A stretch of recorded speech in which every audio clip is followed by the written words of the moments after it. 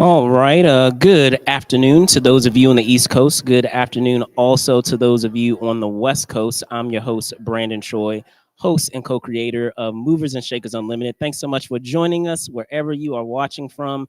And as you saw in the title, we do have a terrific guest on tap for you guys. They are the president of the AMA, and I wanted to be able to talk about how AI, affects so many industries, but particularly in this case, workforce, healthcare, and wellness. Is my pleasure to bring on to the show Jesse Ehrenfeld. Jesse, what's going on, man? How you doing? It's great to be here. This is a hot topic. I get asked every hour of every day about AI, what's happening in healthcare. And the bottom line is we need it. We have a healthcare system in crisis, worker burnout amongst doctors, physicians, nurses is at an all-time high. The only way we're going to solve this is by incorporating digital tools, AI-enabled algorithms to make things better, make things more efficient, make things more usable, easier for everybody, for patients and for doctors. But we've got a long way to go before we get there. Awesome. So I was going to get into the recap, but you just took care of it for me, so I appreciate it. But to dig deeper into that and start talking, more specifically about just like what you were saying, a lot of the specific applications. Can you talk about those examples that fall into what you just explained just now? Because I know just in general basis, talking about safety when it comes to surgery as well as just the overall experience for patients. Yeah. So when people think about like AI in healthcare, they think about the smart device that's going to diagnose you and tell you what's going on and fix your disease. That's a long way off, if ever. 20% of U.S. physician practices are using AI today. It is the unsexy stuff. It is scheduling. It is supply chain management. It is dealing with billing operations, your insurance company that's denying your surgery. It's all that stuff. That is real scaled happening today. The exciting stuff, the things that will make me better at doing my job in the operating room as a physician to help me interpret the waveforms and the signals and the pulse ox levels in the labs, that's coming soon. It's not there today. We're starting to see some of the image recognition technologies. So things like ultrasound reads of images, MRI scans like that. When you get a colonoscopy for screening colon cancer, having a machine in real time looking for polyps that maybe the operator is missing or not seeing. Those things are coming quickly, but they're very specialty specific. They're very dependent on the use case. The place that I think patients are really going to see this is how they interact with the healthcare system. Healthcare, it's you're still calling on the phone, you're faxing stuff in to get in to see somebody, to figure out who you need to see, to navigate the system. That's where there's an opportunity for AI to really reduce that friction as we try to make sure that people get the care that they need to keep themselves and their families healthy. Awesome. Yeah, no, I mean, I know a lot of times, and you're right, it's still very old school in terms of having to physically, speak with someone on the phone. But thankfully, in some cases, we are seeing that transition into paperless where there's far less minutia that you have to get through in order to get through that process. So in speaking to that further, and if I'm thinking of uh,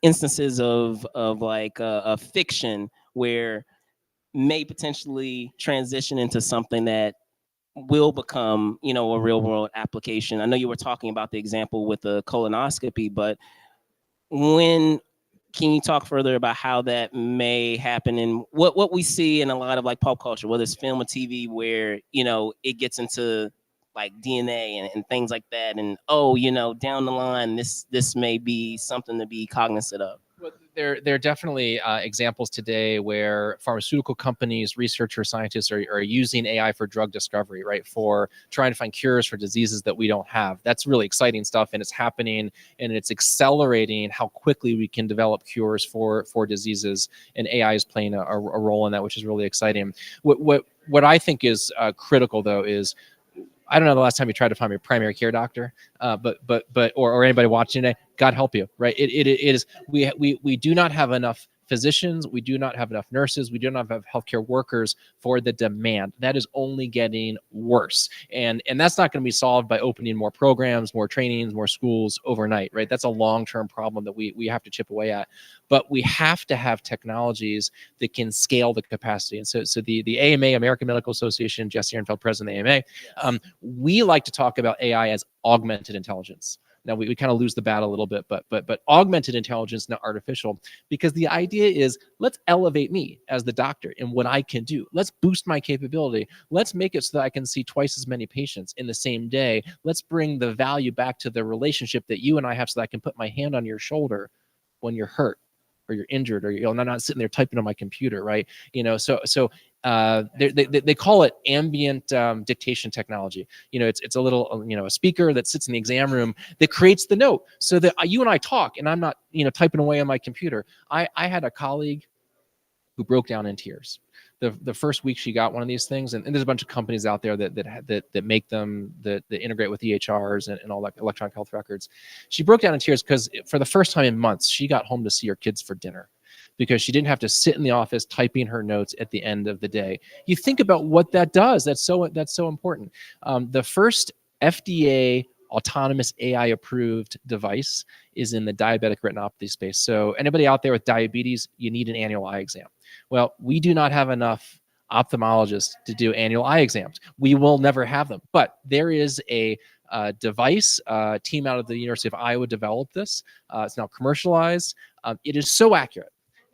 When it takes a picture of your eyes for the diagnosis of diabetic retinopathy that the company carries liability insurance on the device.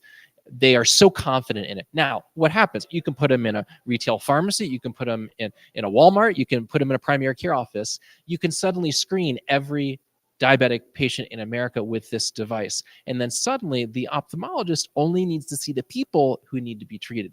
They don't have to do hundreds and thousands of normal screening exams. So suddenly you can see how AI and the power of AI image recognition technologies can scale the capacity of our healthcare teams. It can boost the capabilities of us to take care of people who need it. And that's where I think it's really, really exciting.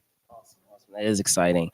So I always like to ask this question. I'll close off with this is, especially here at CES, I love closing with this, is we're in Vegas, of course. This is a fun place to have, in any, normal circumstance, but especially when you're here for a show. So outside of obviously your commitments, which I'm sure is like super tight in terms of everything you got to do this while you're here, is there going to be time for leisure? And if so, what are some things that you enjoy, getting into while you're out here in Vegas? Here we go. Listen, I got two boys.